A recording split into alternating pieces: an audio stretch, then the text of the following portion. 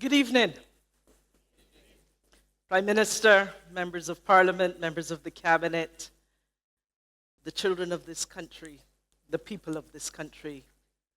Good evening.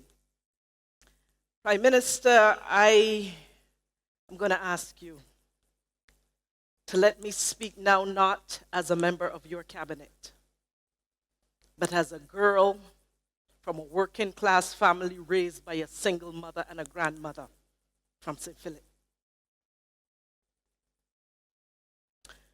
I am committed to education transformation, not because of any title that I carry as Minister of Education. I am committed because I was raised in this education system, and some people have said that I was one of the lucky ones.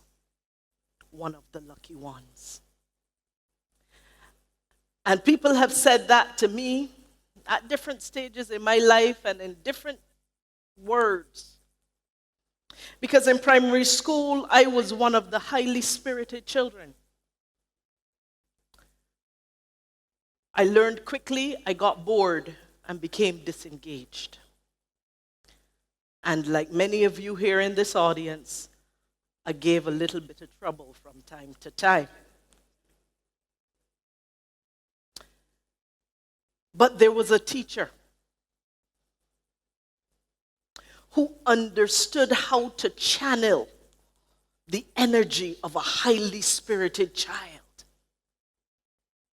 And whether it was through the performing arts, or it was through brownies and extracurricular activity, or it was through personalized educational programs she put in place for me.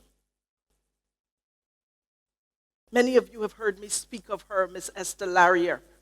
She made my life different because she was a teacher who made me one of the lucky ones. And in secondary school, 2 weeks before the common entrance exam, I was in hospital. Not well. But I came out and I took the common entrance exam and I passed. I ended up at Queen's College. I didn't easily fit in at Queen's College. I was not the Queen's College girl. But I was popular because I could run. And it took another teacher from there, Beverly Griffith, to say this child is bright, but she also has a different talent. Sports, athletics, track and field. And because of Beverly Griffith, I was able to get a university education that my mother would not have been able to afford. Because it was a track and field scholarship, not a Barbados exhibition, not a Barbados scholarship.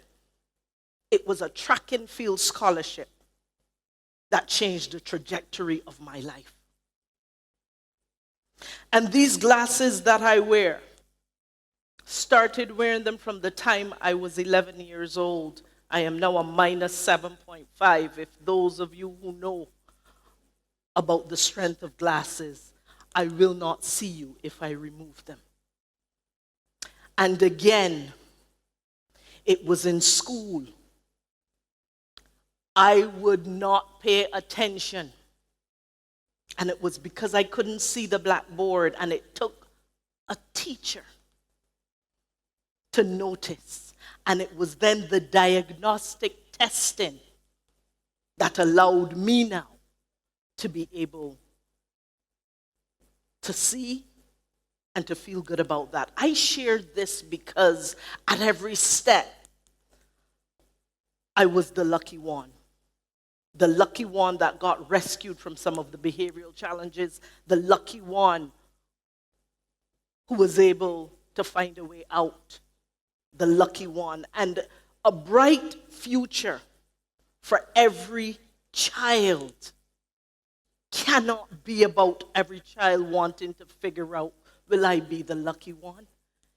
It cannot be about luck. It has to be about an intentional design of the education system that makes every child feel valued. I am here to introduce the proposals and our technical team, and I feel so proud to be part of a team that you will see today as they present the proposals for pre-primary, primary, and secondary school. And we understand that we must also address the tertiary level, but today our focus is on the basic education system. Last month, it was September the 12th, I believe, I went to dinner at the Palm Marine. That is the Gina Norma Holder Institute. That's where the children of the Barbados Community College, or the young adults, I should say, of the Barbados Community College, where they do practical training in the catering and hospitality and tourism. And I didn't go there to have dinner with my friends. In fact, I think some of the people there might not even like me, adorable as I am. But the people who were there for a particular purpose. The same Ivan Clark you saw up here just now, he was there.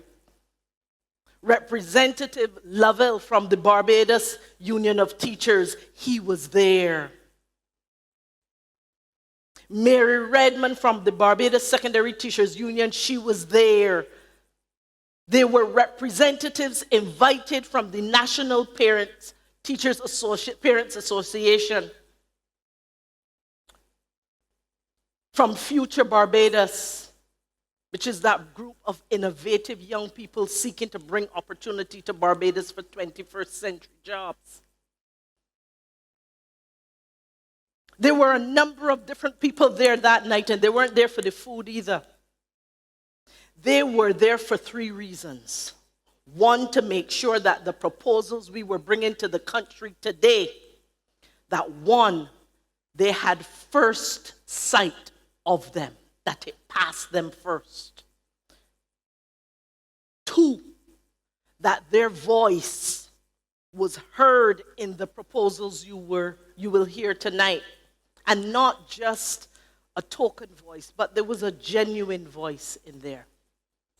And the third thing is to make sure that the process of consultation that we used to get to this point, that it allowed the people there representing their various associations and unions, that those voices got to be heard before we got here. 5,000 people later, more than 25 consultations. 3,587 of the people there were teachers. That night when I left Palm Marine with them, we left with consensus.